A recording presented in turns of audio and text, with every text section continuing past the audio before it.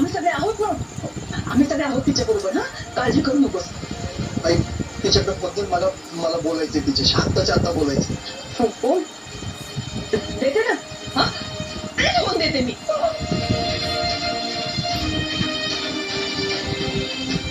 एक मिनिट. हा, हा. धैर्य. हा आई, काय झालं?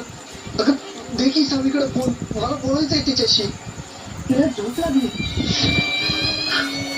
अवंती तिला फुटत होती ना, त्यामुळे ती लगेच झोपले.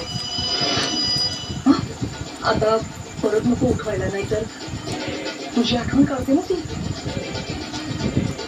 मगच परत रडत बसते. हा, आराम करतो तिला.